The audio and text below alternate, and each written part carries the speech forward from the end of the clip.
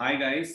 టెస్టింగ్‌తో ఈక్వల్‌గా డెవలపర్‌కి ఆపర్చునిటీస్ ఉన్నాయా? ఉండబోతున్నాయా? సో, జనరల్‌గా ఏంటి అంటే, ఒక టీమ్‌లో జనరల్‌గా జరిగే గురించి మాట్లాడుకుందాం. ఇన్ జనరల్ ఒక టీమ్‌లో మనకి ఎప్పుడైనా గానీ టెస్టింగ్ పీపుల్ అనేవాళ్ళు తక్కువుంటారు. అంటే అస్యూమ్ థట్ ఒక 250 మంది టీమ్ 300 మంది ఉంటే దాంట్లో 30-40 పీపుల్ మాత్రమే టెస్టింగ్ వాళ్ళుంటారు. కానీ ఇక్కడ ఏం జరుగుతుందంటే, ఈ వచ్చిన ఆటోమేషన్ వల్ల ఆల్మోస్ట్ ప్రాసెస్ అంతా ఆటోమేట్ అవుతా ఉంది. జనరల్‌గా ఒక అప్లికేషన్ అనేది ప్రాసెస్ ఎలా ఉంటుంది? డిప్లాయ్‌మెంట్ లేకపోతే ప్రొడక్షన్‌కి పంపించడం గాని, లేకపోతే ఫైనల్ అవుట్‌పుట్ ఇయ్యడం గాని ఎలా ఉంటుందంటే, ఫస్ట్ ప్రాసెస్ అనేది స్టార్ట్ అవుతుంది. ఫస్ట్ ఒక ప్రొడక్ట్‌ని డెవలప్ చేసిన తర్వాత, డెవలప్ చేసిన ప్రొడక్ట్‌ని ఫస్ట్ టెస్టింగ్‌కి పంపిస్తారు.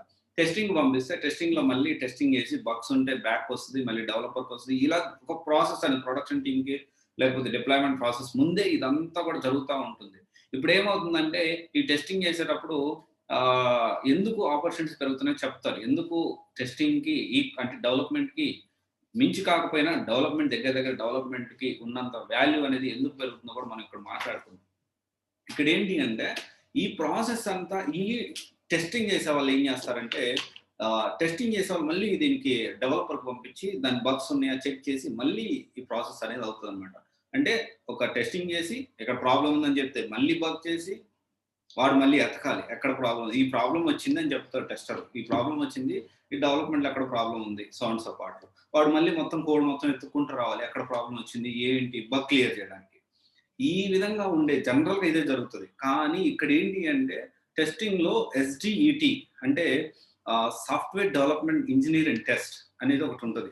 సో దీనివల్ల ఏంటి అంటే ఇతని రెస్పాన్సిబిలిటీ లేకపోతే టెస్టింగ్‌లో సంబంధించింది క్వాలిటీ అనలిస్ట్ గాని, ఇది గాని దీంట్లో మళ్ళీ రెస్ట్ ఏపీఐ గాని, సో రెస్ట్ ఇలా డిఫరెంట్‌గా ఇది ఉంటది కదా! ఈ ప్రాసెస్‌లో ఈ ఎస్‌డిఇటి ఏదైతే ఉందో దీని నుంచి మళ్ళీ ప్రాపర్‌గా అంటే వీడే టెస్టింగ్ చేసేవాడే సో అండ్ సో ప్రాబ్లమ్‌లో సో అండ్ సో దగ్గర ప్రాబ్లమ్ ఉంది అని చెప్పి ఐడెంటిఫై చేసి డెవలపర్‌కి అప్డేట్ చేస్తారు. లేకపోతే చిన్న చిన్న మోడిఫికేషన్ విత్ ఆటోమేషన్ టూల్స్ ఏమైనా ఉంటాయి. ఆటోమేషన్ ప్రాసెస్‌లో ఉంటే ఇతనే మోడిఫై చేయగలిగేంత కేపబిలిటీ అనేది ఈ ఎస్‌డివిటీ వల్ల వస్తుంది.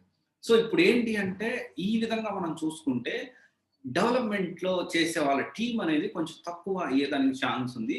At the same time I will not say testing opportunities will increase because of this. దీనివల్ల విపరీతంగా పెరిగిపోతాయని చెప్పను గానీ, డెఫినెట్‌గా డిమాండ్ అనేది ఈక్వల్ టు దగ్గర దగ్గరగా డెవలపర్‌కి వచ్చే ఛాన్స్ అయితే పాసిబిలిటీ అయితే ఉంది ఇక్కడ. సో ఇది మనము ఆలోచించాలి. అండ్ టెస్టింగ్ ఎవరు తీసుకోవచ్చు?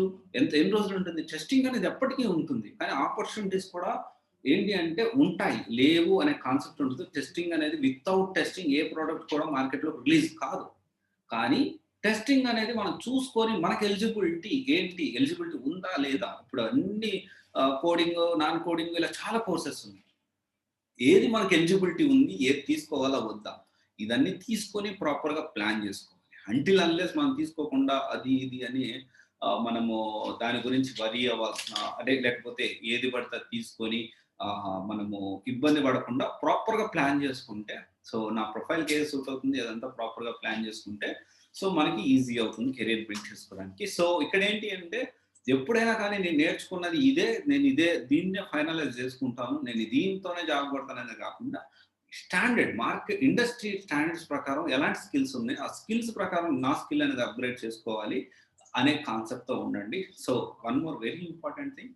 So if you want to sustain in software industry so remember that so you have to upgrade each and every time with a new technology and updated technologies so that you will get a very good package in software industry.